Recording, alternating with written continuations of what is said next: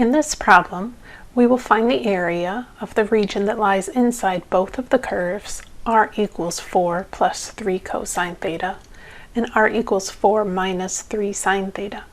The first thing I would have you do is graph each of those curves, and as far as I'm concerned, it is perfectly fine to use a calculator or a computer program to do this.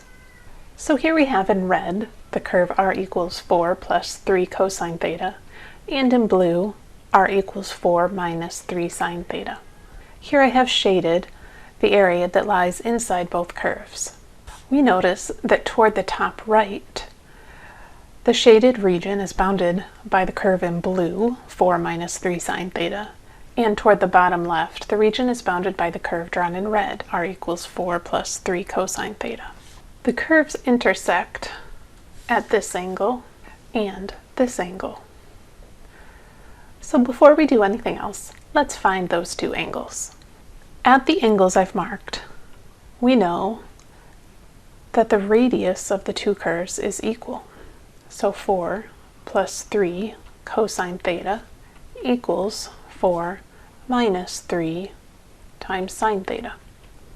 Subtracting 4, we see that 3 cosine theta equals negative 3 sine theta. Dividing by cosine of theta, we see that 3 equals negative 3 sine theta divided by cosine theta. Dividing by negative 3, we get negative 1 on the left side, and on the right side, sine theta divided by cosine theta is tangent theta. Well, we know that tangent theta equals 0 if theta equals 3 pi over 4, or 7 pi over 4, or any angle coterminal with these. In fact, it makes sense visually that the angle in the second quadrant is 3 pi over 4, and the angle in the fourth quadrant is 7 pi over 4. In order to simplify our calculation, let's notice that the yellow region is symmetric over that green line. So instead of finding the area of the entire region, we will find the area of 1/2 of the region and multiply our answer by 2. The portion of the region I've chosen is bounded by the curve r equals 4 minus 3 sine theta. And because we rotate always counterclockwise, we want to start at this angle, which I've labeled 7 pi over 4, and go around counterclockwise to this angle, which I've labeled 3 pi over 4. However, we need to change this slightly because angle 7 pi over 4 is actually larger than the angle 3 pi over 4. So rather than call this 7 pi over 4, let's use the coterminal angle that's less than 3 pi over 4 and call this negative pi over 4.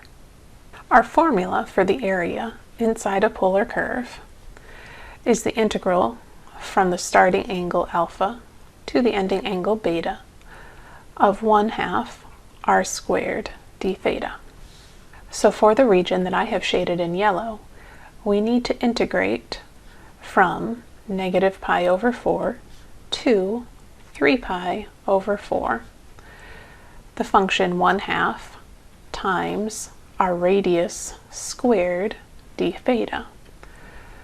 For the region I shaded in yellow, the radius is given by the curve drawn in blue, which is r equals 4 minus 3 times sine of theta. Lastly, we will multiply this area by 2 so that we get the area of the entire region. Now our problem just comes down to calculating this integral.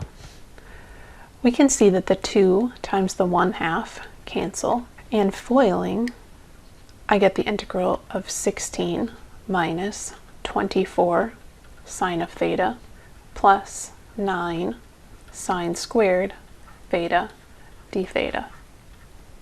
Using our knowledge of trig integrals, we know that we want to rewrite the sine squared theta in the last term using the power reduction formula.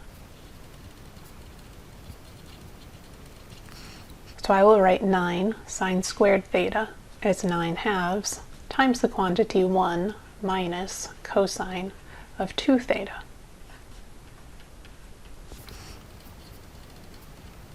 I can then distribute the 9/2 and combine like terms to give me an integrand of 41 over 2 minus 24 sine theta minus 9/2 cosine of 2 theta.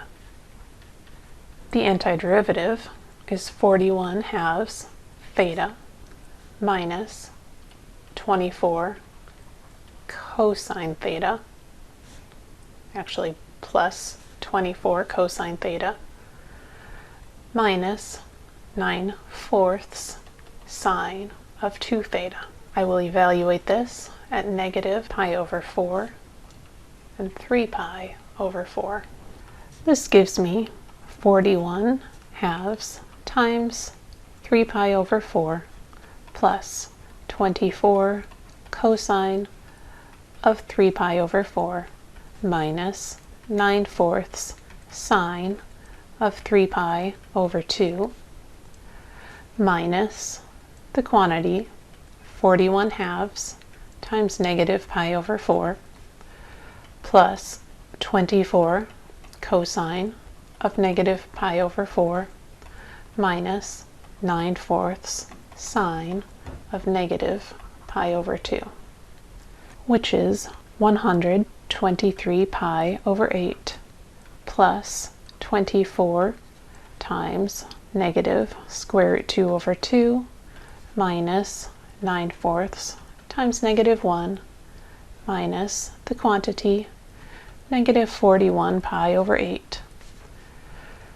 plus 24 times square root 2 over 2 minus 9/4 times negative 1. Now combining like terms gives us our final answer of 41 pi divided by 2 minus 24 square root 2.